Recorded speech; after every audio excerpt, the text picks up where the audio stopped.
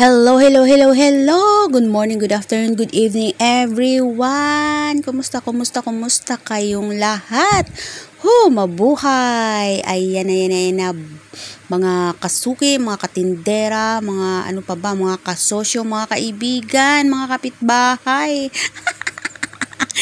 mga marites, lahat na. Nako, kumusta po kayong lahat? Ayan, back to work na po tayo after 4 months. Kailangan na po natin magtrabaho. Kailangan na po natin gumalaw-galaw. Ang hirap pong tumambay. 'Di ba? Kapag ka po nasanay tayo na nagtatrabaho tayo, ang hirap po. Ang hirap tumambay. Walang ginagawa. Nakaupo ka lang sa isang tabi, pero ang isip mo, ang utak mo nakarating ng Amerika, nakarating ng Europe. Naku, nakarating ng Russia. Buti na lang, hindi napunta sa Ukraine. Ay, nako, ewan. So, yan po, kailangan po natin magtrabaho. Dahil ang hirap po na walang trabaho, walang datong. Diba?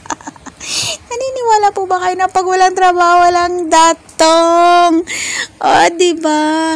Ay, naku, mabuti pa yung iba dyan. Yung mga kumari kong big time. Kahit natulog maghapon, may datong. Ang inyong kumaring Jenny, kailangan magtrabaho. Naku, ayan na. Gugulatin na natin yung ating katawang panlupa. Diba? Magtrabaho na naman tayo. Gulatin natin yan. Ayan na, hala, sige. Kailangan nating tumulong. Nako, ang hirap.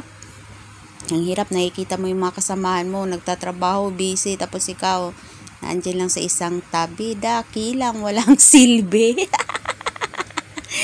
So, ayan, after mahigit 4 months po, ay, ang bilis ng panahon, mahigit 4 months, kulang-kulang.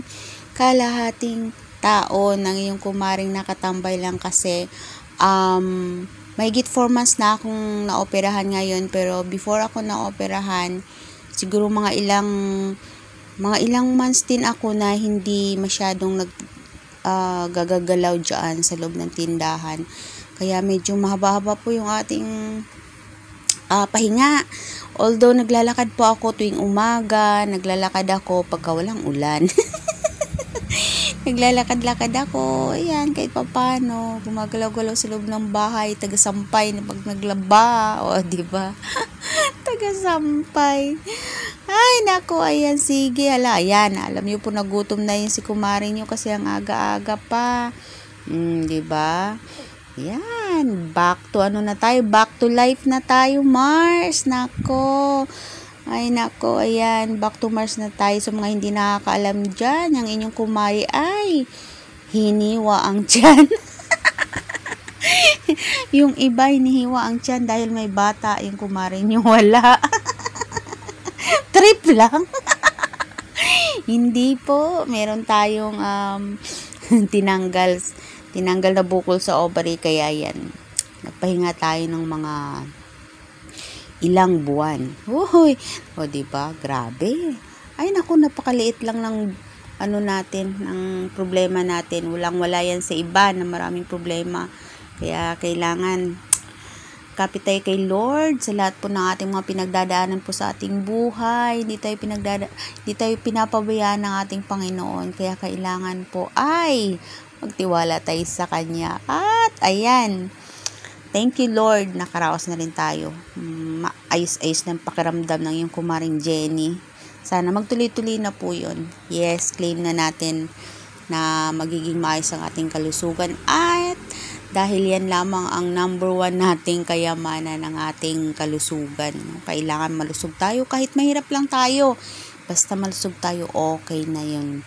Diba? Diba po? Naniniwala ba kayo na ang ating kalusugan po ay yung nga po ang sinasabi nila, health is wealth. And yes, true. Totoo po yan. Sa mga pinagdaanan ko po ng mga nakaraang buwan, ako, ang dami kong na-realize na kailangan talaga ang ating katawan inaalagaan po natin. Huwag nating hayaan or huwag tayong pumayag na hindi natin naalagaan yung ating katawan.